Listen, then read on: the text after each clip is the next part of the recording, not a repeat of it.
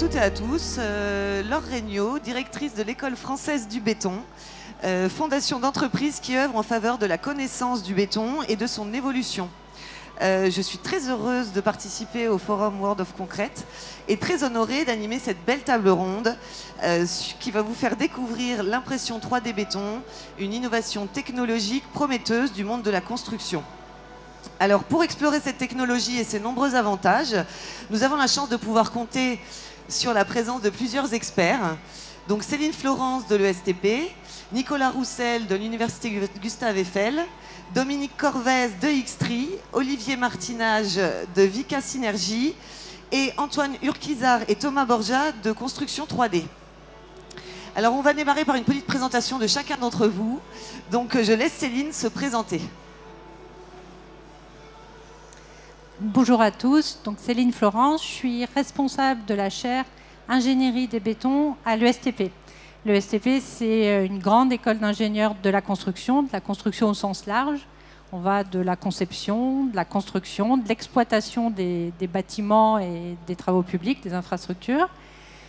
Et c'est une école qui existe depuis 1891 et qui diplôme 1000 élèves par an, donc assez conséquent. La chaire Ingénierie des bétons, c'est une chaire qui a été créée en 2014 en collaboration avec l'industrie cimentière. Et c'est une chaire d'enseignement et de recherche. Donc on a des projets dans des travaux de recherche dans différents domaines de la valorisation des matériaux, de la construction durable dans le béton, et également des actions pédagogiques. Et dans les deux cas, que ce soit dans la recherche ou dans les actions pédagogiques, on voit clairement que l'impression 3D est un sujet important qui émerge. Merci Céline. Nicolas, je vous laisse vous présenter. Merci. Merci Laure et merci de m'avoir invité à participer à la table ronde. Bonjour à tous, je m'appelle Nicolas Roussel et je suis directeur de recherche du ministère du Développement durable et de la Transition énergétique. Je dirige le laboratoire de chimie des matériaux de la construction à l'Université Gustave Eiffel. Et j'ai la chance et l'honneur d'être président de la RILEM. Donc la RILEM, c'est une association internationale qui réunit à peu près 20 000 membres sur toute la planète, des chercheurs et des ingénieurs dans le domaine de l'innovation dans les matériaux de construction. Et ces gens se réunissent en ligne et dans des conférences pour se décider ensemble, collectivement, de la façon dont on peut implémenter des nouvelles solutions et la façon dont on peut les mesurer, les caractériser ou les prédire. Voilà. Dominique. Bonjour, donc Dominique Corvez, donc je suis le président de Xtree. Xtree, c'est une société qui développe des systèmes d'impression 3D et des logiciels associés. Voilà, donc Xtree a été créé en 2015 et voilà, depuis un peu plus de 8 ans, on développe ces systèmes d'impression. Olivier.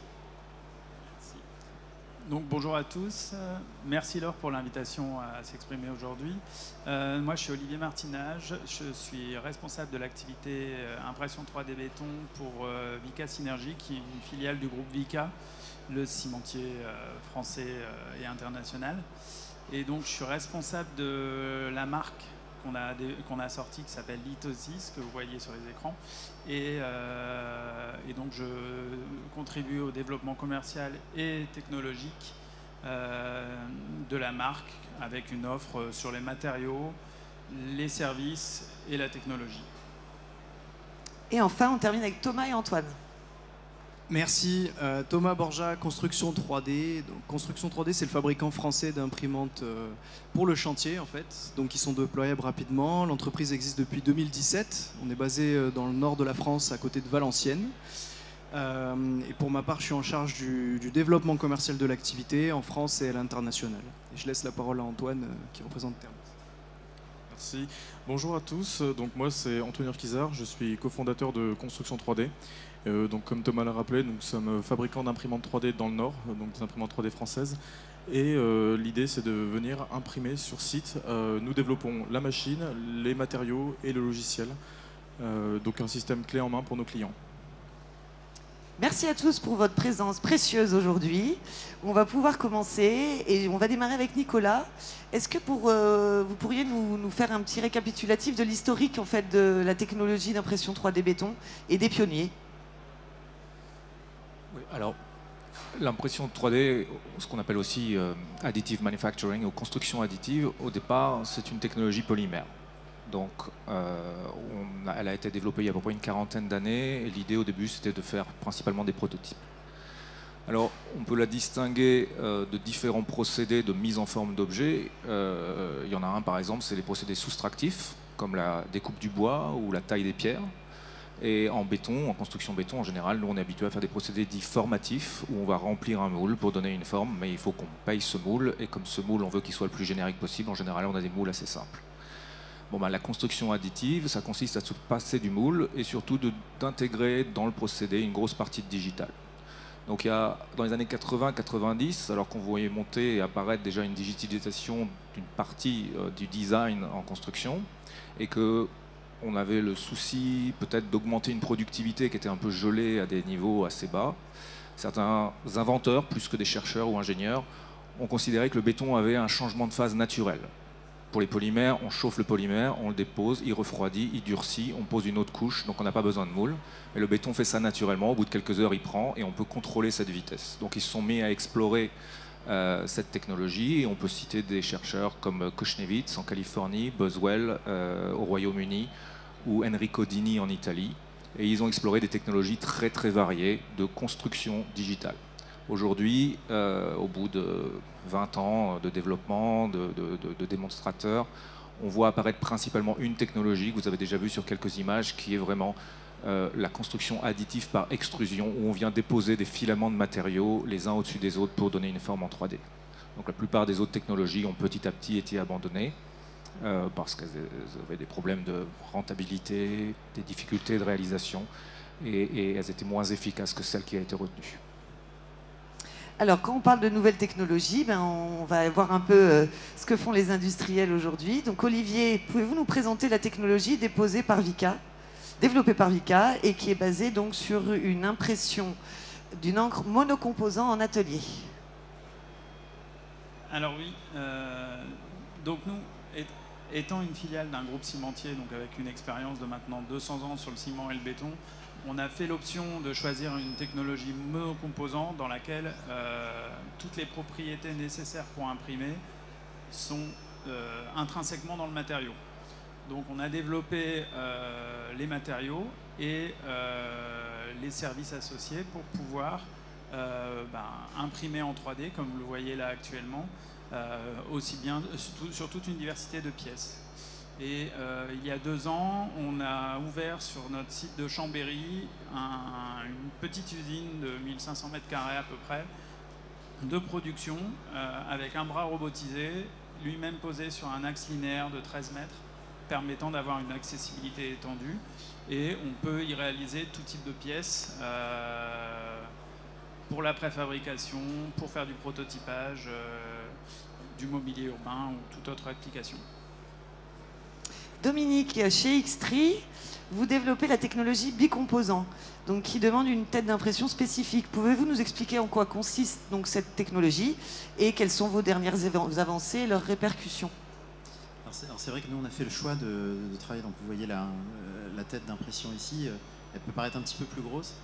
C'est pas qu'on a la grosse tête, mais voilà, on a voulu implémenter une technologie qui permette d'être potentiellement plus robuste en ajoutant vraiment l'accélérateur qui va permettre la structuration de la matière directement dans la tête. Donc on a développé, comme vous pouvez le voir chez nous, donc à Rungis, vraiment on manufacture vraiment toutes les pièces, notamment les pompes, les mélangeurs qui permettent de vraiment réhomogénéiser la matière au niveau du nez, que vous pouvez voir ici, et en venant ajouter des accélérateurs et des adjuvants vraiment au tout dernier moment pour structurer la matière.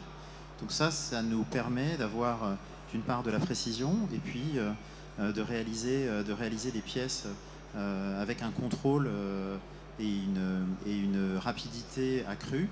Là, dans nos derniers développements, effectivement, on essaye d'aller de plus en plus vite. On a des vitesses d'impression qui sont aussi dynamiques. On peut venir accélérer un peu comme une Formule 1. Voilà, vous approchez d'un virage, vous allez ralentir et puis accélérer là où vous pouvez avec des débits dynamiques, et puis également atteindre des vitesses de 500 mm par seconde, travailler aussi sur des débits plus importants. On peut aller maintenant jusqu'à 10 litres minute. Tout ça pour rendre l'intérêt de tout ça, c'est de faire une technologie qui soit simple d'utilisation, ergonomique et productive. Parce que l'image de ce que peut faire construction 3D ou de ce que peut faire Vicat, l'idée c'est quand même d'industrialiser en fait l'impression 3D. Nous on le fait plutôt en hors site et l'idée c'est d'avoir des choses robustes en usine pour des clients préfabricateurs et que ce ne soit pas uniquement un gadget utilisé par des gens qui auraient peut-être l'idée. Non, là aujourd'hui on peut vraiment réaliser des pièces. Et on en parlera tout à l'heure, économiquement on va venir sur les utilisations. Thomas, chez Construction 3D, vous avez développé un robot qui a des fonctionnalités qui le distinguent des autres machines du marché, notamment par le fait qu'on puisse le déplacer. Pouvez-vous nous la faire découvrir, cette machine, et montrer ses caractéristiques ? Bien sûr, avec grand plaisir. Donc effectivement, pour parler, Construction 3D fabrique plusieurs types de machines, mais on va se concentrer sur celle de chantier. Le créneau ici, c'est de pouvoir rendre les constructeurs plus indépendants. L'idée, c'est qu'on a une machine, on a une solution d'impression 3D de chantier complète qui tient dans un container 20 pieds, qui est déployable en moins de 2 heures. Donc c'est-à-dire que vous posez votre container, vous êtes capable d'imprimer vos premières couches en moins de 2 heures. Et c'est une machine qui automatise la construction des murs, quelle qu'en soit la forme, que les murs soient droits, soient courbes. Ça, c'est l'avantage de l'impression 3D. On va dire que la particularité qu'on a ici, c'est le ratio compacité et mobilité de la machine avec les avantages de dimension de l'impression. La Maxi Printer, pour la citer, a un diamètre au sol de 14 mètres, donc on est capable de faire des structures. On est capable d'imprimer des étages, il n'y a pas de limite en réalité à la zone d'impression. Et ce qui nous distingue particulièrement des autres machines de chantier, au-delà de cet aspect compacité et mobilité, c'est la rapidité de reprise sur des structures existantes. Et donc ça, c'est grâce à une fonctionnalité qu'on a développée, qui est un assistant de positionnement, qui va permettre aux 2 opérateurs de déplacer la machine et de reprendre directement. Voilà un petit peu. Merci. Donc on va parler des applications donc de ces machines. Nicolas, pouvez-vous nous relater la genèse et le développement des applications de l'impression 3D et aujourd'hui les principaux domaines où on le retrouve dans la construction ? Avec plaisir. Alors, initialement, les pionniers dont je vous ai parlé tout à l'heure, certains ont eu la chance de convaincre des financeurs. Au départ, ces financeurs, c'est des gens qu'aujourd'hui on considère comme relevant de ce qu'on appelle l'impression extrême, puisque c'était des gens de l'espace ou des applications militaires. Donc l'idée, c'était d'envoyer des robots sur une planète, construire une base qui accueillerait et qui commencerait à être construite 20 ans avant l'arrivée des premiers humains, ou alors d'envoyer des robots protégés par des drones en avant sur un front avant que les soldats arrivent, de façon à construire des fortifications. Donc c'est vrai que ce sont les premiers financements massifs de cette technologie. Par la suite, il y a eu beaucoup de démonstrateurs venant des architectes, des designers qui aimaient beaucoup la liberté des formes. On a vu apparaître, ça a été mentionné à plusieurs fois, du mobilier urbain ou du mobilier d'intérieur. Et puis petit à petit, on a vu apparaître beaucoup de gens qui imprimaient des moules, en fait, des espèces de coffrages perdus en béton. Et comme vous avez pu le remarquer dans la plupart des vidéos, vous n'avez jamais vu d'acier de renfort. Donc effectivement, quand on est en train d'imprimer, par rapport au remplissage formatif où on met des aciers dans un moule et on vient couler le béton, ici, quand on doit renforcer le matériau, c'est en général dans une phase de post-processing. Et enfin, je dirais plutôt en parallèle, on a vu apparaître des sociétés comme Construction 3D ou dans le nord de l'Europe, Cobod, qui construisaient sur site des bâtiments entiers avec en général des imprimantes qui, là c'était 14 mètres, c'est assez impressionnant, mais qui ont des très grandes portées d'impression. Voilà, donc on en est à peu près là aujourd'hui, avec une focalisation de la technologie donc sur l'extrusion et l'additif, et qui se focalise beaucoup sur la construction d'éléments assez fins avec des formes relativement complexes. Merci.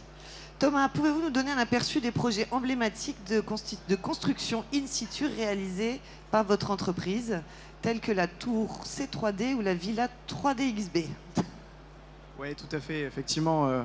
Alors la tour, on a vu une photo juste avant, mais c'est le dernier chantier réalisé par Construction 3D. On n'est pas fabricant, enfin on n'est pas constructeur, mais on se sert de nos machines, c'est quand même bien pratique pour créer nos locaux en réalité. Voilà. Donc la tour, c'est un projet qui fait plus de 14 mètres de haut, plus de 2 étages en réalité, avec 2 extensions. La totalité du projet comptabilise 180 heures d'impression. Alors ça, il faut pouvoir ensuite le ramener en journée de 8 heures d'impression, voilà, des journées classiques. Et puis il faut pouvoir rajouter également le temps pour réaliser les horizontaux, c'est-à-dire les dalles béton aujourd'hui. Ça reste du traditionnel. Voilà. Donc c'est des chantiers qui nous permettent d'augmenter la taille de nos locaux, c'est sûr, mais également d'augmenter les capacités de nos machines. Je vous parlais tout à l'heure de l'assistant de positionnement, ça a été très important justement pour être réactif. Et c'est ce qui nous permet d'avoir une machine dont le volume de travail est illimité, autant sur le plan horizontal que sur le plan vertical. Donc ça, c'est toujours ce qui est propre à la tour. Donc c'est un chantier, on va dire, c'est un usage privé pour l'entreprise. Et il y a également, oui, c'est le plus haut bâtiment du monde. Merci Antoine. Effectivement, aujourd'hui, ça l'est encore, c'est vrai. Et on a également notre client basé à Dubaï, qui est aujourd'hui distributeur de cette technologie, qui a pu construire en partie pour le compte de la municipalité de Dubaï, la villa privée, plein pied, la plus grande, pour laquelle ils ont eu également la récompense de bâtiment imprimé le plus large du monde. Donc c'est une villa de 400 mètres carrés qui a été réalisée avec une technologie française, mais avec des encres, des mortiers d'impression locaux, et des personnes formées localement également. Voilà. Merci. Dominique, chez Xtree, quelles sont les applications dans le domaine de la préfabrication et de la construction sur lesquelles vous travaillez? Donc, un petit peu comme construction 3D, on a travaillé sur des maisons. Donc on a travaillé sur des éléments de murs préfabriqués. Donc on a fait notamment, d'ailleurs avec une encre Vica, des maisons donc à Villaprint, près de Reims. Et en fait, ce qu'on observe aujourd'hui, de manière un peu plus pratique, pragmatique, c'est notamment avec Spi Batignolles, qui a plusieurs de nos machines, un peu réparties dans toute la France, et on en a d'ailleurs inauguré une hier près de Lyon. On est sur des applications très chantier, en fait, notamment des boîtes de réservation, des coffrages perdus. Ça a le mérite, en fait, d'être des applications qui améliorent la vie des ouvriers sur site, en termes de pénibilité, en termes de sécurité, et qui sont économiquement viables. Et on observe aujourd'hui de plus en plus ces applications qui peuvent paraître être assez simples, mais qui aujourd'hui percolent typiquement chez un client comme Spi Batignolles. Donc là, on peut voir ces éléments. On peut aller, bien sûr, un des axes, c'est toujours le côté sur-mesure. Donc la boîte de réservation, c'est le côté sur-mesure de cette boîte qui sera, on le voyait sur le slide précédent, vraiment adapté à la gaine qu'elle devra recevoir. Mais on peut le faire aussi, et j'aime bien cet exemple en fait, très simple, mais d'un scan 3D qui est réalisé, et on va vraiment imprimer la pièce à façon. Donc ça ouvre le champ de tout ce qui est la réhabilitation, et de venir positionner la pièce imprimée qui va bien, au bon endroit, avec une fabrication, avec un cycle court, avec une imprimante qui sera locale, des encres bien sûr locales, et ça on fait aussi le travail d'être capable d'imprimer avec plusieurs types d'encre pour justement respecter ces cycles courts et avoir des applications d'un point de vue environnemental qui soient pertinentes. Donc pour les applications préfa, je continue avec Olivier. Bon, Dominique nous a donné quelques... voilà, mais bon, c'est pas grave, on peut y retourner. Olivier, quels avantages vous voyez que l'impression 3D peut apporter par rapport aux méthodes traditionnelles aujourd'hui sur des applications telles qu'on vient de parler? Alors oui, en effet, nous, chez Vica, tout comme Xtree, on s'est focalisé sur l'impression hors site, donc en atelier. Donc forcément, les applications se retouchent.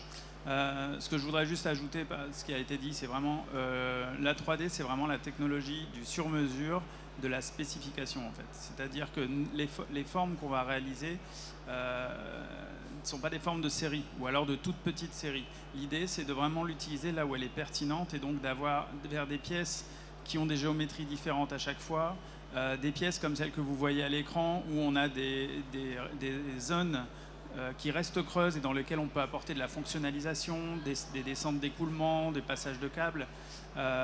Toute cette fonctionnalisation, c'est de la valeur qu'on rajoute au béton. Donc effectivement, le sur-mesure, c'est un des pans les plus importants pour la 3D. Et j'ajouterais également qu'avec le développement des outils numériques et notamment la maquette numérique, on est capable aujourd'hui d'avoir très facilement accès à tous les constituants du chantier. Et donc les éléments de chantier, on peut les extraire de cette maquette numérique et très vite les imprimer en 3D pour alimenter les chantiers. Ça a le gros avantage derrière, c'est de réduire sur chantier le temps de la durée du chantier, donc les nuisances pour les voisins, et également les déchets générés. Quand on apporte des boîtes de réservation sur un chantier, c'est autant de bois, de plastique, de polystyrène en moins sur le chantier. Donc c'est toutes des applications, et la 3D, quand on la regarde, il faut regarder l'ensemble de la chaîne, c'est-à-dire aussi les déchets qu'on évite, la matière qu'on met en moins, la matière. Nous, on travaille sur la décarbonatation également pour mettre de la matière moins carbonée. Et quand on fait le cumul de tout ça, on a vraiment les avantages de la 3D. Et bien justement, on va partir dans les bénéfices environnementaux. Et donc, je vais demander à Nicolas, pour vous, Nicolas, quels sont les principaux atouts de l'impression 3D qui lui permettent de participer à la décarbonation, puisque c'est quand même le sujet aujourd'hui de la transition environnementale de la construction. Alors, peut-être un premier point à préciser lorsqu'on parle d'environnement, c'est qu'on a bien sûr plusieurs impacts environnementaux. Aujourd'hui, l'impact environnemental majeur qui nous concerne tous, parce que c'est le plus menaçant à court terme, c'est bien sûr le réchauffement climatique, donc d'où la décarbonation, mais il y a bien sûr d'autres choses sur l'épuisement des ressources naturelles, la génération de déchets. Et je pense que l'impression 3D joue sur pas mal de ces impacts. Mais je vais me focaliser peut-être pour répondre à ta question sur la décarbonation, où là, en fait, et c'est là que je voudrais vraiment insister sur l'adjectif initialement, les technologies développées par les pionniers étaient relativement mal parties parce qu'elles contenaient beaucoup de ciment, et les robots utilisés, de par leur parcours, consommaient des quantités d'énergie, d'électricité. Imaginez 1 mètre cube de béton imprimé sur un filament de 2 cm, on se rapproche du kilomètre. Donc ça veut dire que pendant ce temps-là, on avait un robot qui tournait. Il y a eu énormément de progrès faits dans ce domaine, et surtout, à partir du moment où on a une liberté des formes, tout à l'heure, sur une des premières interventions, je parlais de nos coffrages qui ont des formes extrêmement basiques, mais à partir du moment où on a une liberté des formes, les ingénieurs structures peuvent se faire plaisir pour aller optimiser le design structurel de toutes nos fonctions structurelles de nos bâtiments et nos ouvrages d'art, pour réussir à trouver des formes qui consomment beaucoup moins de matière. Et ça, c'est impossible avec des coffrages traditionnels, alors que l'impression 3D offre cette possibilité d'optimiser de façon à peut-être imprimer des matériaux, en tout cas localement sur la partie coffrage perdu, qui sont un peu moins bien qu'un béton traditionnel. Mais sur le global, et là je reprendrai ce que disait Olivier, c'est-à-dire une analyse vraiment globale du résultat, avoir un gain final sur la quantité de béton et de renfort utilisés pour réaliser une fonction structurelle nécessaire à nos bâtiments. Alors Dominique, concernant cette diminution des quantités mises en œuvre, pouvez-vous nous expliquer donc, comment l'impression 3D réduit ces quantités? Alors j'ai mis juste un petit schéma dans le prochain slide qui est très basique, mais qui explique que grâce à l'impression 3D, on peut imprimer des choses qui ne sont pas coulables, c'est-à-dire des choses qui ne sont pas réalisables dans un coffrage classique.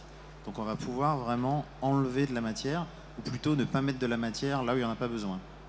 Donc ça, c'est vraiment essentiel. Alors après, on peut employer les grands mots, c'est optimisation topologique. En tout cas, c'est de venir mettre la matière juste où on en a besoin. Et ça, c'est essentiel en fait dans le gain environnemental par unité fonctionnelle. Dans le slide suivant, l'idée, c'est de regarder un petit peu les gains qu'on peut avoir. Aujourd'hui, ça, c'est des ordres de grandeur. Hein, c'est l'impact qu'on peut réaliser avec un béton bas carbone ou une encre bas carbone, parce qu'aujourd'hui les fournisseurs de matériaux produisent des encres bas carbone, ils s'y sont tous mis, ils les commercialisent et c'est vraiment super. Et aujourd'hui, si on compare par rapport à une technologie qui va être une technologie du coulé en place sur site avec des barres d'acier, avec l'impression 3D, si on commence à aller sur le hors site et qu'on vient changer en fait les modes de renforcement, on peut aller en potentiel, hein, on n'est pas capable forcément de réaliser sur chaque application, mais on peut aller jusqu'à du 87%.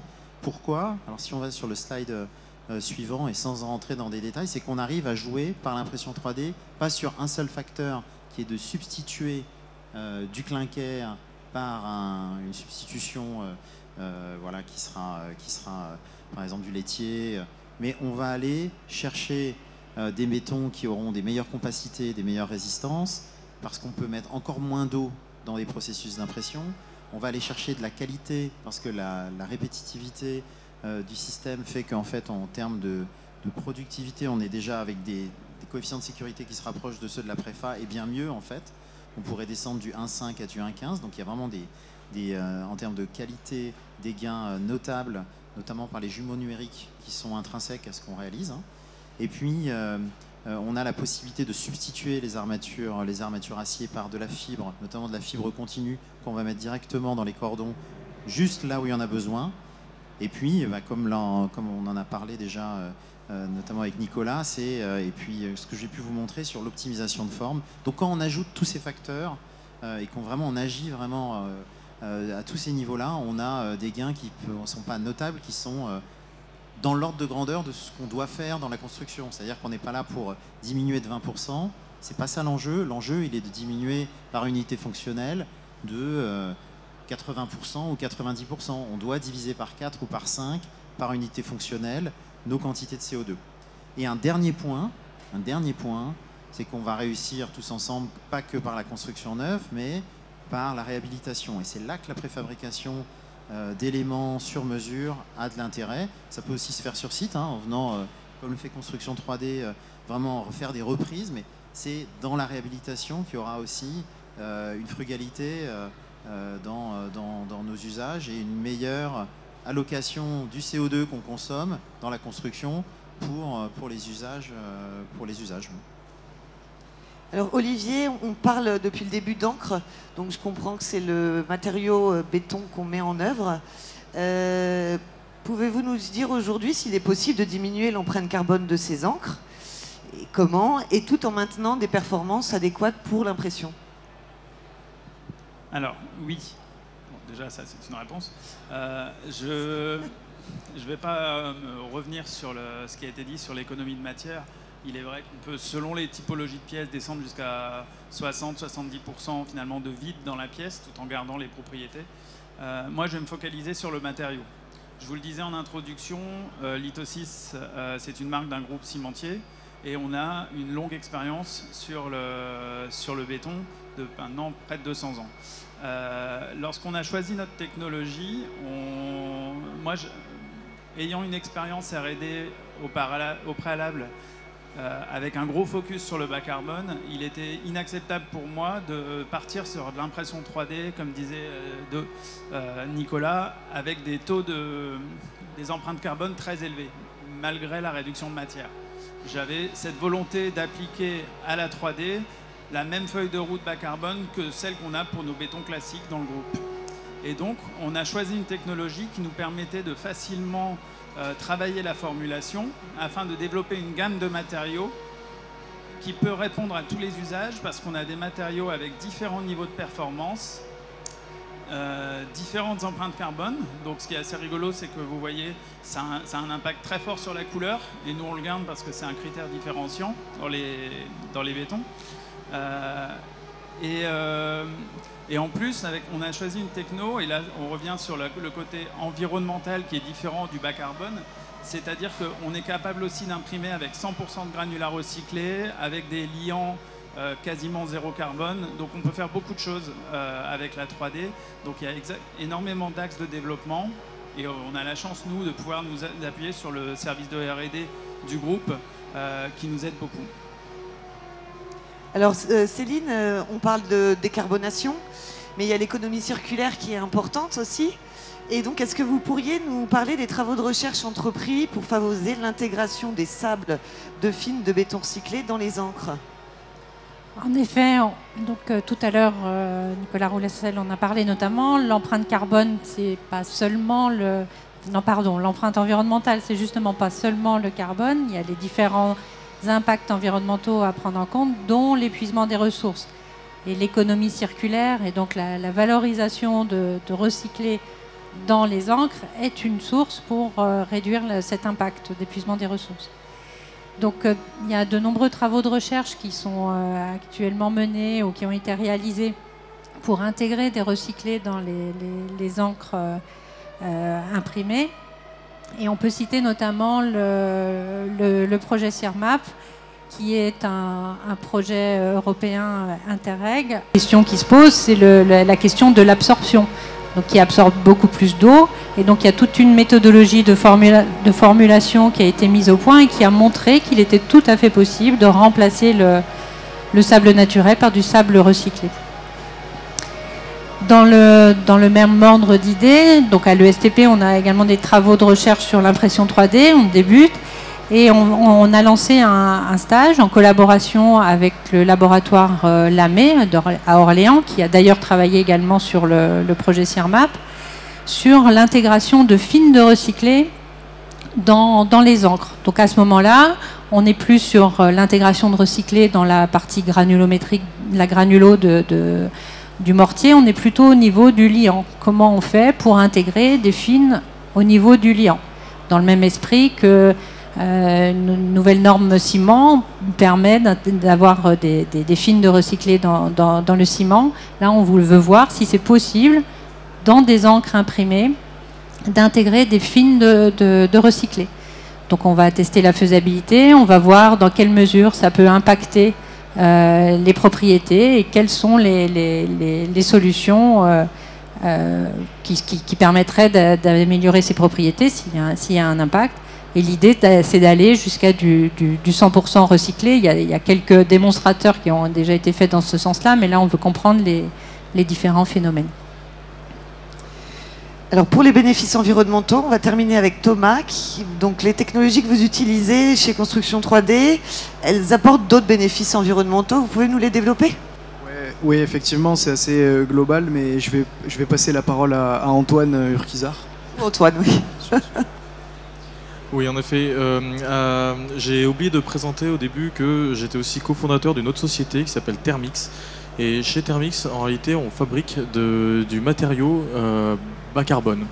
L'idée, c'est, on s'est rendu compte, en fait, on a fait exactement le même cheminement qu'avec le projet CIRMAP, sauf que le projet CIRMAP travaillait sur la substitution de la partie granulaire. Nous, on est parti sur la substitution de la partie cimentaire, donc notamment avec l'IMT. On en reparlera peut-être un petit peu plus tard.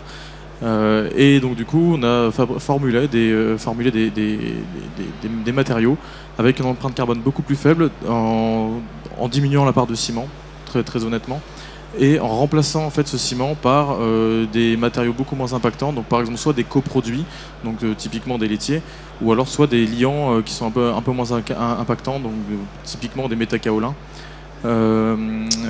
Et bien entendu en garantissant les propriétés du matériau, en garantissant que c'est imprimable. L'idée aussi, comme le disait pardon, j'ai oublié le prénom, Thomas de chez Litosis.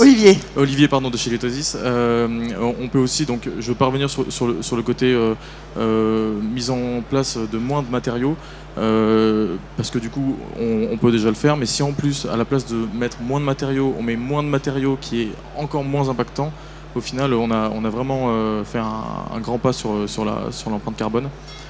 On réduit aussi donc la partie, tout ce qui est partie logistique en le faisant sur site. Il faut savoir en fait que le fait d'amener une imprimante 3D sur site, ça va vous permettre en fait de réduire vraiment tout le côté, tout le côté transport, tout le côté,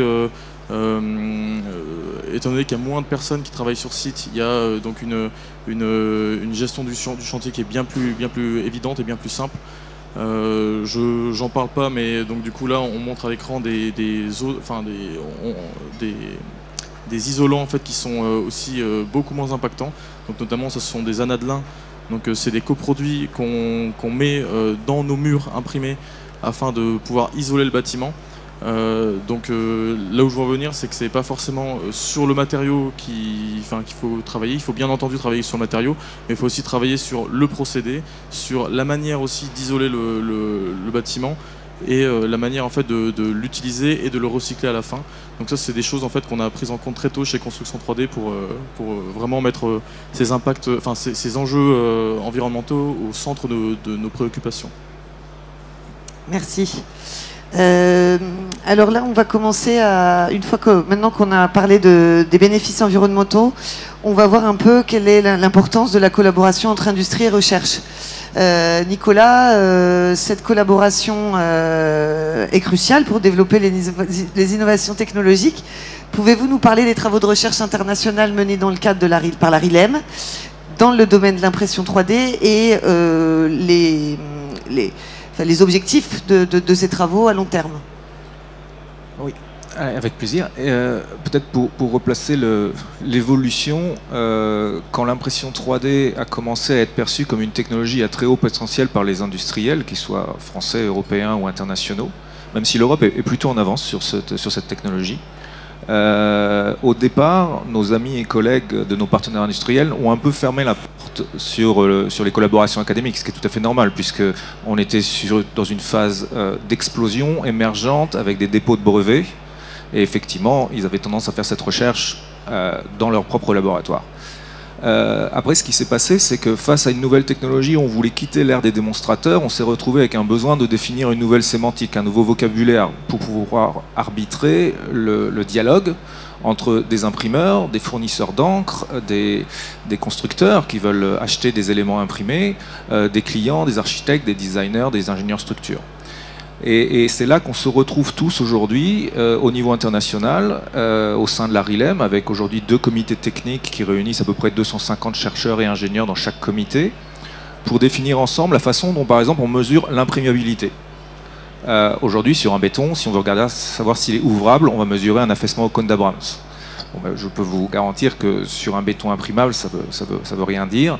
Il faut mesurer la consistance initiale, il faut mesurer la façon dont elle se développe au cours du temps, et on parle ici de quelques minutes pour certains procédés. Et tout ça, il faut qu'on se mette d'accord tous ensemble pour savoir comment on le mesure tous de la même façon, de façon à ce qu'éventuellement ce soit marqué sur le sac de prémix, et qu'on sache que telle tête d'impression fabriquée par tel fabricant d'imprimante a besoin de telle gamme de matériaux imprimables pour pouvoir fonctionner. Et c'est ça qu'on fait au niveau RILEM. Aujourd'hui, en France, ça va se décliner sous la forme de recommandations au sein d'un comité de réflexion et de recommandation de l'Association française du génie civil, qui réunit des représentants des différentes industries françaises. Et aujourd'hui est en discussion, pour vous montrer à quel point, je pense que c'est important comme notion, que beaucoup d'acteurs sont convaincus en Europe que cette technologie n'est pas juste une passade, une mode, mais vraiment va entrer les marchés, pénétrer les marchés au niveau de l'EN 206, donc la normalisation européenne sur les bétons.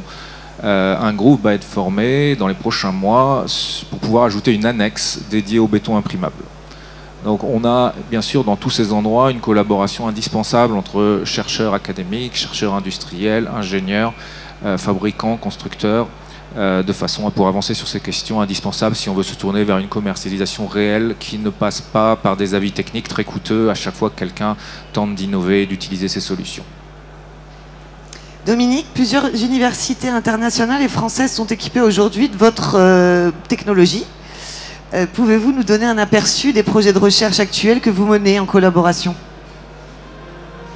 C'est vrai qu'au début, on a effectivement travaillé un petit peu sur notre technologie, hein, en développant nos brevets. Mais très vite, on se rend compte qu'on n'avance pas tout seul, en fait, et qu'il faut travailler avec des universités. Et c'est vrai qu'aujourd'hui, on travaille avec beaucoup d'universités. D'ailleurs, c'est aussi beaucoup d'universités qui achètent nos têtes d'impression. À peu près la moitié de nos ventes sont vers des universités. Et donc, on travaille avec eux, notamment sur les encres, sur donc les mortiers, les bétons qu'on peut imprimer. On imprime aussi des géopolymères, on imprime des matériaux type le plâtre. Donc, les têtes d'impression bicomposants permettent d'imprimer du plâtre. En tout cas, on a réussi à le faire avec Saint-Gobain. Et bien sûr, des argiles. Voilà. Donc ça, c'est un premier axe extrêmement important, c'est d'aller vers des encres plus économiques et plus bas carbone, et d'aller explorer finalement d'autres matériaux cimentaires et pas que, pour voilà, augmenter le champ des possibles. Donc ça, on le fait beaucoup avec des universités. Et on travaille aussi sur des applications sur le renforcement. Donc là, je mettais quelques exemples d'une thèse sur en tout cas des dispositifs par pultrusion pour ajouter le renfort directement dans le cordon en substitution des armatures. Donc ça, c'est des types de travaux. Donc on avance. Et puis, ce que je trouve intéressant, c'est pour ça que je m'étais un peu essayé de le rassembler. Il y a aujourd'hui énormément d'entités, bien sûr la RILEM, avec Nicolas Roussel qui est avec nous. Il y a la STM qui a commencé aussi à travailler sur la norme, l'ACI. Et puis, on se rend compte aujourd'hui que les organismes de certification tels que le CSTB font des thèses sur le sujet, en fonds propres. C'est-à-dire que c'est pas payé par l'industrie qui pousse, non, c'est vraiment le CSTB qui dit, oh là, c'est en train d'arriver, on travaille le sujet. Et puis, on a eu aussi, là, récemment, on vient de vendre une tête d'impression au NIST. C'est le National Institute of Standard and Technology, donc c'est un peu le CSTB américain, c'est un peu le Pentagone américain de la normalisation. Et on était assez contents qu'ils achètent de la technologie française. L'EMPA a fait la même chose en Suisse, donc c'est en train d'émerger, pas que chez les universités, mais aussi dans les organismes de certification. Et ça, c'est extrêmement important pour le futur. Et en tout cas, ils se sont emparés des sujets. Ça veut dire que voilà, en termes de prospective, ils savent que ça va arriver. Et de toute façon, ils voient des tests aujourd'hui.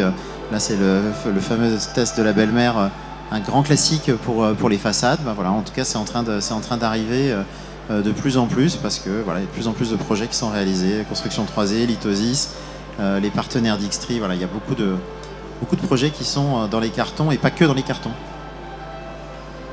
Alors Antoine, on revient à vous. Thermix est issu d'un projet collaboratif entre Construction 3D et l'IMT Nord-Europe. Est-ce que vous pouvez nous expliquer quels ont été les avantages de cette collaboration et où est-ce que vous avez pu aboutir au final? Tout à fait. Alors c'était il y a à peu près 4 ans. On s'est rendu compte, donc chez Construction 3D, qu'on avait une réelle volonté en fait d'avoir des matériaux qui étaient beaucoup moins impactants. Donc on s'est dit, voilà, on ne sait pas faire ça, on ne sait pas faire ça tout seul. Donc on va se faire aider par l'IMT, donc Institut Mines Télécom, donc les anciennes mines de Douai. On a réalisé une thèse avec eux, on encadrait la partie technique. Et cette thèse a abouti à plusieurs formulations, dont une qui est très très très prometteuse. C'est la formulation dont je vous parlais tout à l'heure, donc cette formulation qui est un peu ocre, enfin un peu marron. Cette formulation en fait réduit par 2,6 l'empreinte carbone par rapport à un matériau classique. Comment on arrive à ce résultat? On a vraiment donc réussi à substituer donc la partie liant de manière à obtenir les mêmes propriétés, donc les mêmes résistances mécaniques, de meilleures résistances au feu notamment. Donc ça c'est un bénéfice heureux, on va dire, de l'ajout des métacaolins qui sont une sorte d'argile au final. À la fin de cette thèse, on a bien entendu embauché la personne qui a réalisé la thèse. Et à la fin de cette thèse, on a ouvert une autre société. Donc ça c'est la partie, c'est l'image de droite que vous voyez. On a ouvert une société pour produire du matériau, donc produire du prémix, parce qu'on s'est rendu compte qu'on parlait de cette formulation à nos clients nous disaient oui, en effet, elle correspond vraiment à nos besoins. C'est une matière en fait qui n'est pas forcément très chère, étant donné que voilà, la partie liante, enfin on le sait tous aussi, mais outre l'empreinte carbone du ciment, c'est aussi une partie du prix. Donc du coup c'est une formulation qui n'est pas forcément très chère, c'est une formulation qui n'est pas très impactante en termes carbone. On met moins de matériaux, donc au final on réduit l'impact complet de la construction. Donc du coup on s'est dit voilà, pourquoi pas franchir le pas et pourquoi pas donc acheter une usine et commencer à produire. Donc voilà, ça c'est vraiment un exemple où des projets universitaires après tombent dans le domaine, on va dire, privé, et au final on réalise en fait une société qui crée de l'emploi dans l'ancien bassin minier, enfin dans le Nord. Très bien. Céline, au niveau des élèves ingénieurs, est-ce que l'impression 3D béton les stimule, notamment au niveau R&D et dans l'innovation au niveau du domaine de la construction? Oui, bien sûr, c'est un sujet qui est très, très stimulant pour eux, sur les aspects notamment digitalisation, automatisation, rapidité de construire, méthode de construire plus rapide. Et également, c'est un secteur où il se rend bien compte qui est très dynamique avec de nombreuses start-up et ça fait partie de l'engouement également. Et un autre point, c'est qu'au sein de la formation d'ingénieurs, on a une partie de sensibilisation à la recherche, donc ce qu'on appelle le parcours recherche. Et justement, dans le cadre de ce parcours recherche, on leur propose de travailler sur des mini-projets de recherche pour qu'ils voient un peu comment ça se passe. Et l'impression 3D est un des sujets qu'on propose, mais c'est un sujet qui les attire, bien sûr. Et dans le cadre de ces projets-là, on les fait travailler sur la formulation, comment justement travailler sur la réduction de l'impact carbone sur la formulation. Et c'est eux-mêmes qui vont tester différentes formulations, comment par exemple jouer sur des paramètres d'impression, la forme de la buse. L'année dernière on avait proposé un sujet justement en faisant travailler les élèves sur la forme de la buse, voir s'il y a un impact sur les propriétés. Donc ils sont passés de l'impression plastique des buses à l'impression 3D des formes, béton mortier des formes. Enfin, l'ensemble de ces sujets-là, on se rend bien compte que ça les attire, ça leur permet aussi de comprendre des phénomènes physiques que théoriquement ils auraient peut-être un peu moins bien compris. En touchant la matière, on les comprend toujours bien mieux. Ça leur fait comprendre également que ça lève certains a priori aussi sur les projets de recherche. Ils comprennent un peu plus la diversité des acteurs, la diversité des tâches à réaliser dans le cadre d'un projet de recherche et l'intérêt que ça peut éveiller. Et puis je pense aussi ça a l'intérêt de montrer une autre image du béton, d'ouvrir aux nombreuses possibilités que présente le béton. Donc là, à travers l'impression 3D, c'en est une, ça peut être d'autres. Donc oui, il y a un fort intérêt des élèves pour ce sujet-là et pour aller après vers l'innovation dans le secteur de la construction. Alors maintenant, on va parler un peu des enjeux en fait, pour que cette innovation rentre dans les pratiques existantes. Il y a des enjeux de sensibilisation. Olivier, avec Vika Synergie, avez-vous des actions en termes de sensibilisation des acteurs de la construction à cette technologie? Oui, on en a. Alors, juste pour revenir sur ce que vient de dire Céline, oui, la collaboration avec les universitaires est fondamentale. On en fait déjà beaucoup en R&D sur les bétons plus classiques. Sur l'impression 3D, il y a énormément à faire, donc on en fera encore. Nous, on vient de lancer une thèse de travail sur la durabilité et il y en aura sûrement d'autres qui vont suivre et il y a de la recherche pour un bon moment. Pour ce qui est de la sensibilisation, on reçoit très régulièrement sur Chambéry des écoles, des universitaires, des lycéens et en fait on se rend compte qu'il y a un réel intérêt. Quand je dis intérêt, je ne dis pas juste curiosité, c'est vraiment un intérêt, ça leur parle. On parle d'une génération qui vit avec le numérique, qui a toujours connu le numérique, le digital, et qui en même temps est très sensibilisée au carbone, à l'empreinte carbone. Et là, on leur propose un outil qui fait la jonction des deux. Donc forcément, ça les passionne, et on participe régulièrement à des actions, on a fait plusieurs concours où on fait travailler des architectes en collaboration avec des ingénieurs pour travailler, développer des pièces qu'ensuite on imprime. La première année, on l'a fait, il y avait 80 personnes. L'année d'après, on avait doublé. Donc ça plaît beaucoup aussi. Et puis récemment, on a fait... on a eu la joie de pouvoir faire pour le projet Archifolie du mobilier urbain qui sera bientôt exposé. Dans le cadre des JO et pour ce mobilier il a été conçu par les élèves de l'ENSA de La Réunion. Donc voilà, c'est ce genre de collaboration qu'on fait pour sensibiliser les jeunes acteurs notamment parce que il faut bien se rendre compte que c'est pas parce qu'on a un robot qu'il n'y a plus personne autour, pas du tout. Il y a besoin de beaucoup de gens en amont, beaucoup de gens par la suite pour faire tout ce qui est post-processing. Donc voilà, l'humain est encore très présent et c'est l'humain qui va seulement arriver sur le marché. Donc il faut vraiment qu'on aille les convaincre. Céline, dans le cadre de la chaire ingénierie des bétons à l'ESTP, pouvez-vous nous montrer qu'est-ce que vous faites pour initier ces élèves ingénieurs à l'impression 3D béton? Donc oui, bien sûr, dans le cadre de la, dans le cadre de la chaire ingénierie des bétons, on a développé, on est en cours de finalisation, un parcours pédagogique digital sur l'impression 3D.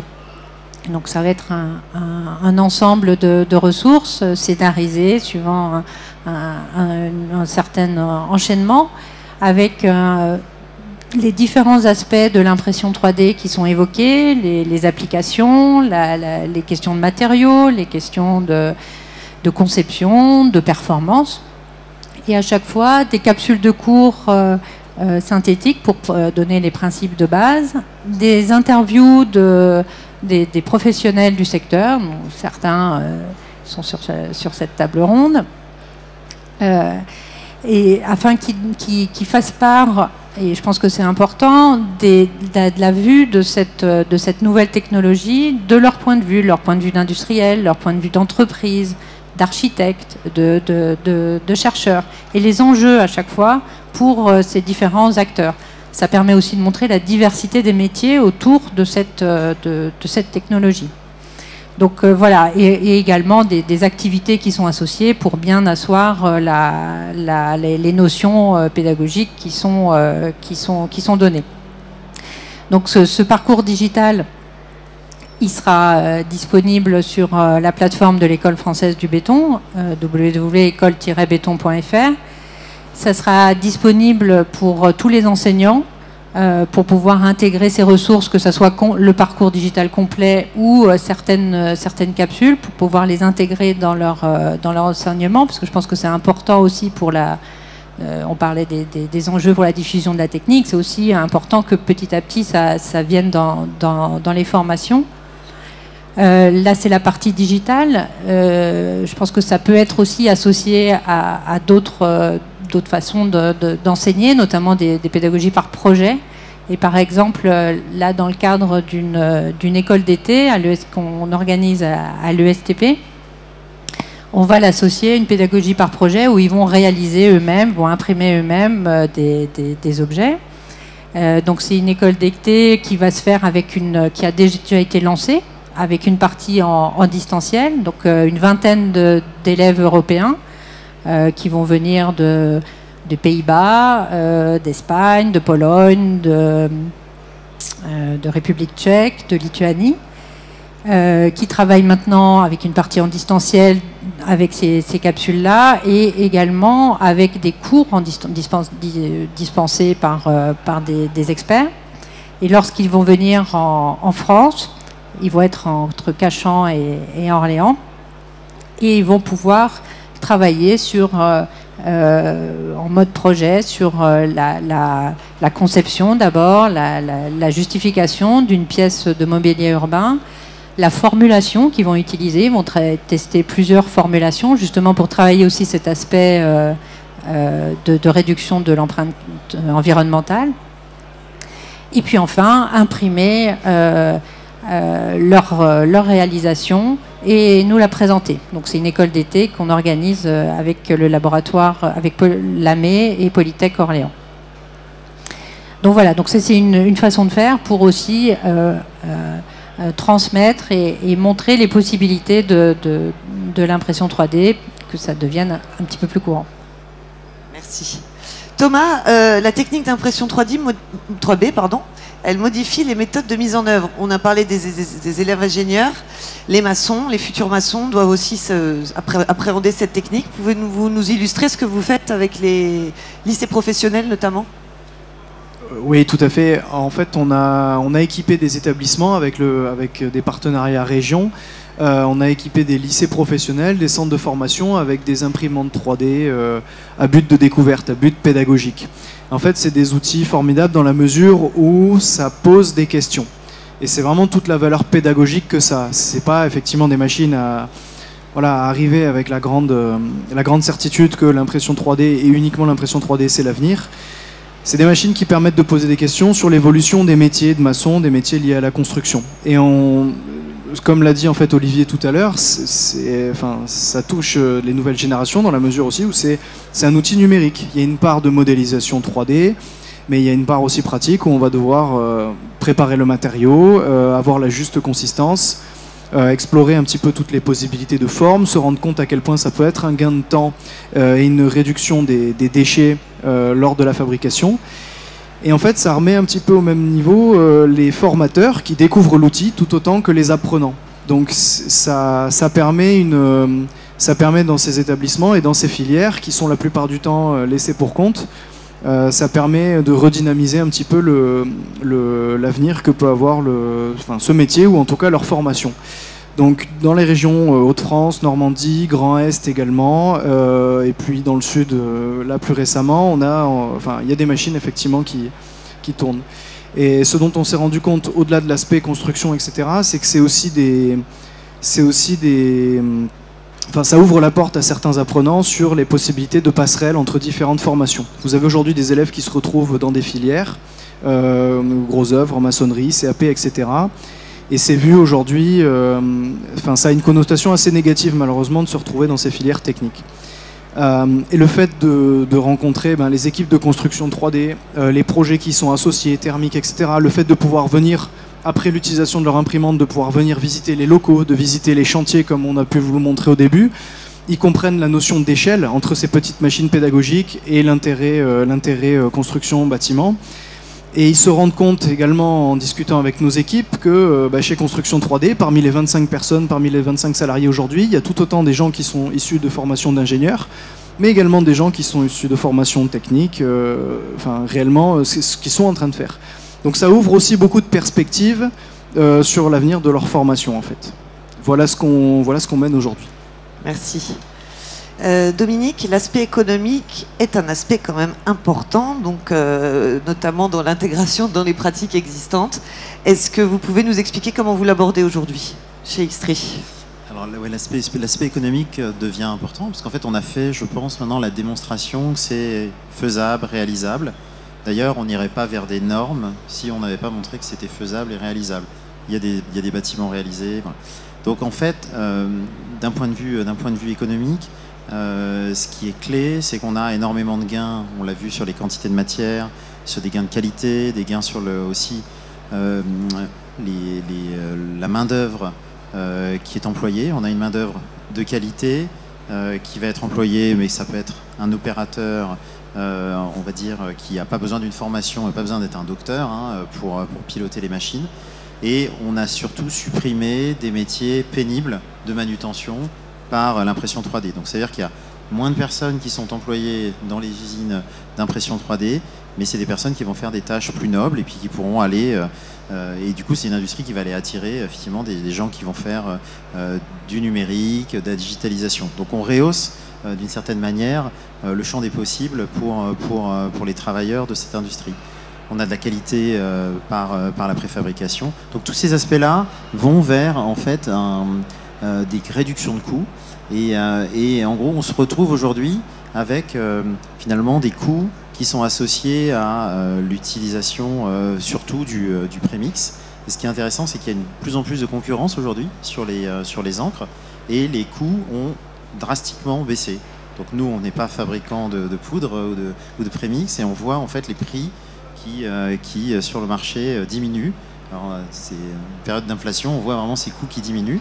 Et aujourd'hui, pas mal de cas d'usage deviennent abordables. En fait, vous avez aujourd'hui au kilo, vous pouvez, amortissement compris de la machine, de l'opérateur et de la matière qui est utilisée, vous allez peut-être être à 70 ou 75 centimes du kilo. Et puis en fait, un mur, vous allez le faire avec 100 kilos de matière du mètre carré. Donc vous allez être peut-être pour un mur à 70 € coût total de fabrication. Donc après, bien sûr, chaque industriel va mettre sa marge. Il y aura aussi des questions logistiques, mais on est dans la plaque parce qu'un pré-mur, typiquement, ça se vend 150 €, plutôt 150 € du mètre carré. Et puis vous avez des applications en façade, en CCV, vous avez des bétons sur des façades, c'est plutôt installé, posé aux alentours de 500-600 € du mètre carré. Donc l'impression 3D, elle est dans la plaque d'un point de vue économique. Elle est dans la plaque. Donc après, aujourd'hui, aux architectes, aux prescripteurs de s'en saisir, et surtout à nous de communiquer sur comment utiliser cette technologie. Mais aujourd'hui, elle est accessible et économique. Alors, jette un pavé dans la mare parce que il y a encore quelques années, c'était des encres relativement chères, des productivités, on n'allait pas vite. Maintenant, ça dépote, ça va vite, et les encres ont baissé. Donc, on n'est plus du tout dans la même équation économique qu'il y a encore 1 ou 2 années. C'est ça la petite révolution aujourd'hui qui est en train d'arriver. Donc, pour conclure, Nicolas, quels sont selon vous les principaux enjeux à surmonter pour convaincre les acteurs de l'industrie de la construction de l'intérêt et de la pertinence donc de l'impression 3D dans leurs pratiques existantes? Alors, si je dois conclure, peut-être que c'est l'occasion de faire un petit pas en arrière.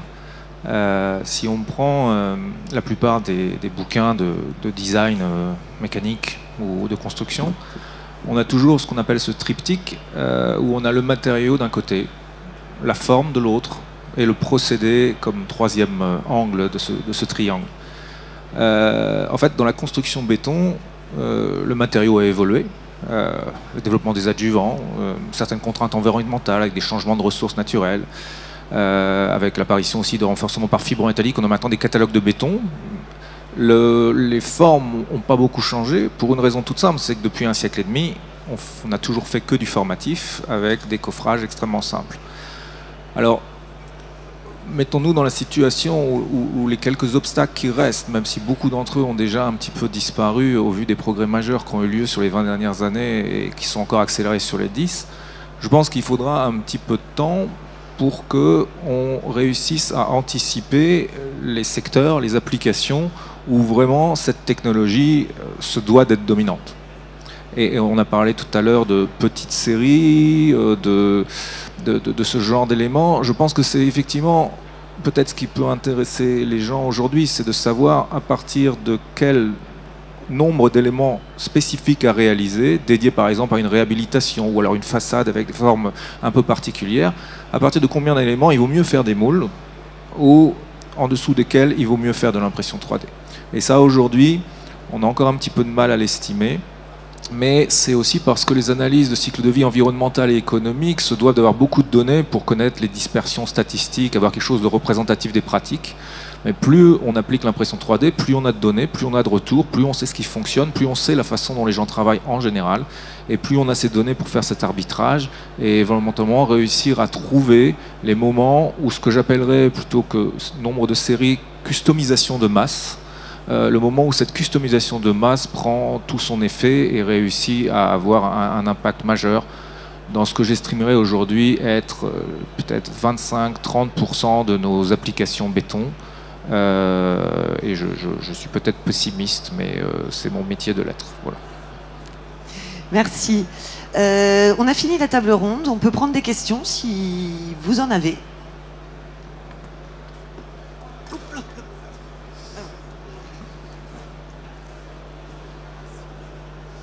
Oui, merci, très intéressant. Une question, enfin il y aurait trop de questions, donc je vais essayer de faire quelques pitchs. À quand une tour en 3D? Parce que là vous avez parlé de 14 mètres, le building le plus haut. Et puis vous nous avez donné une villa de 400 mètres carrés. Est-ce que l'on peut avoir une idée du CO2 par exemple? Hier un architecte me donnait 1 mètre carré pour 1 tonne de CO2, je ne sais pas.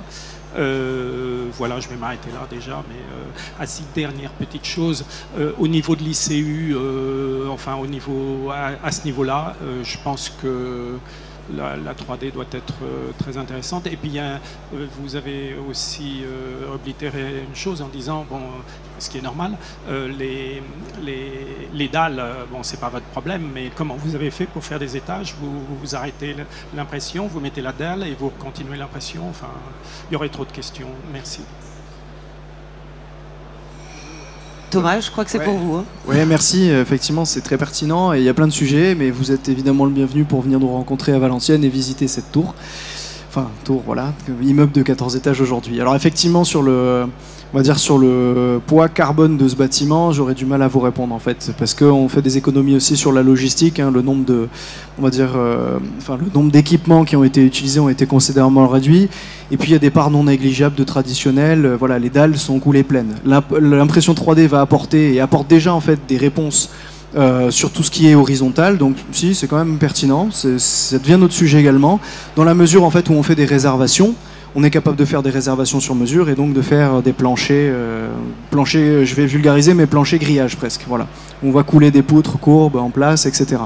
Donc ça permet de réduire considérablement la quantité de matériaux. Il y a des projets qui sont menés là-dessus, notamment ETH Zurich, où le cabinet d'architecture et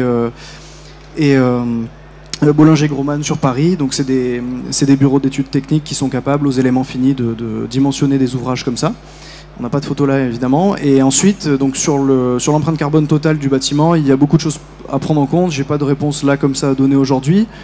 Mais sur le principe, on s'affranchit des branches. En réalité, on fait au maximum pour utiliser un isolant qui est en vrac en fait. Donc ça veut dire qu'il y a moins de phases d'industrialisation rien que pour cet isolant. Nous, dans notre cas, on a utilisé des anas de lin, mais ça peut être n'importe quel autre coproduit d'industrie. Voilà, ce sont des pistes en fait. Et pardon, si je peux me permettre un petit complément, donc sur la fabrication des horizontaux, donc en effet là dans ce bâtiment qu'on a construit récemment, on a fait donc du traditionnel. En revanche, en fait, vous avez bien compris que la citadelle des savoir-faire et qui résiste tout autant. Donc voilà, il y a vraiment en fait là, il faut savoir qu'on est au début de l'aventure. Il y a énormément de choses à faire, il y a énormément de choses à tester. Donc aujourd'hui, on a fait au tout début, donc en 2019, on a fait un petit bâtiment, après un peu plus gros, après des étages. Prochain, on va faire un pont. Le prochain, après, on va faire donc des niveaux donc inférieurs, donc des sous-sols. Voilà, l'idée c'est vraiment d'avoir un recul sur cette techno. Donc il y a des réponses à trouver aussi, et on compte aussi sur vous pour venir discuter avec nous, venir nous voir à Valenciennes, enfin à côté, à Bruay-sur-l'Escaut, et on pourra en parler. Une autre question? Honneur aux femmes, Fabi. Bonjour, merci, c'était très intéressant. Moi, je travaille dans la conception des ponts et des ouvrages d'art.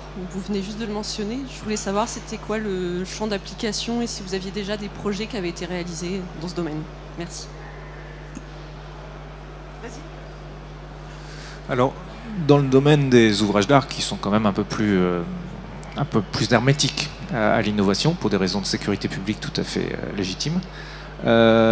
Actuellement, les principaux exemples qu'on peut trouver un peu partout en Europe, ce sont des passerelles piétons ou des passerelles vélos. En général, c'est une impression de coffrage extérieur, et quand ce n'est pas le cas, quand l'intégralité est imprimée, le renforcement se fait par précontrainte extérieure après assemblage. Donc il y a des exemples aujourd'hui. Mais si on va dans la direction que décrivait Dominique, avec des impressions de coffrage perdu avec des formes relativement complexes, ces coffrages perdus étant remplis ensuite de béton suivant le N206 et renforcés avec des armatures suivant les Eurocode 2, il n'y a vraiment aucune, plutôt en préfabrication cette fois, il n'y a vraiment aucun obstacle à ce qu'on voit apparaître des ouvrages d'art, parce que toute la partie qui se doit d'être justifiée, ce sera du béton relativement traditionnel à l'intérieur, renforcé de façon relativement traditionnelle. Par contre, la forme sera choisie, imposée, permise, autorisée par l'impression 3D, qui pourra permettre d'explorer des formes différentes et probablement d'optimiser, puisque je le rappelle, en général, les ouvrages d'art doivent surtout se porter eux-mêmes, contrairement au bâtiment qui porte ce qu'il contient. Et donc la forme est encore plus importante que dans le bâtiment, et le gain potentiel est encore plus important. Je ne sais pas si je peux me permettre aussi un petit complément. En réalité, donc nous, chez Construction 3D, on n'a jamais imprimé de passerelle. Actuellement, par contre, on a des clients qui l'ont fait avec nos machines. Donc typiquement, on a un client qui est aux Pays-Bas, qui a réalisé une passerelle en fait, qui fait 7 mètres, enfin un peu plus de 7 mètres, donc qui est en effet en élément, donc ce sont des caissons, et avec à l'intérieur un câble de précontrainte. qui est totalement donc, l'impression est structurelle. Et il faut savoir en fait que par rapport à la norme française, la norme des Pays-Bas en fait, elle a une approche qui est plus performantielle. Nous, on va venir étudier le procédé, le mettre aux normes et voir si on va pouvoir, donc, une fois que le procédé est aux normes, imprimer des choses qui seront aux normes. Aux Pays-Bas ou dans d'autres pays, ils font l'inverse. Ils font donc une pièce, peu importe qu'elle ait été imprimée, coulée ou peu importe le matériau, ils vont venir la charger et tester les performances de cette pièce. Donc là, l'idée, c'est d'avoir un pont, une passerelle, de venir poser le double de l'effort que va subir cette passerelle à terme, de venir mesurer la déflexion, la flèche, la déformation. Si elle est conforme au modèle de calcul, il n'y a pas de raison que la passerelle ne tienne pas à terme. Donc bien entendu, il y a tous les aspects de durabilité qui sont aussi testés en laboratoire. Mais voilà, ça c'est un exemple en fait qui est aux Pays-Bas, qui a été présenté il y a quelques années de ça maintenant, presque 2 ans à Boma. Voilà. Alors, je vais compléter également côté Xtree, on a travaillé sur une passerelle pour les Jeux Olympiques, donc avec une portée assez conséquente.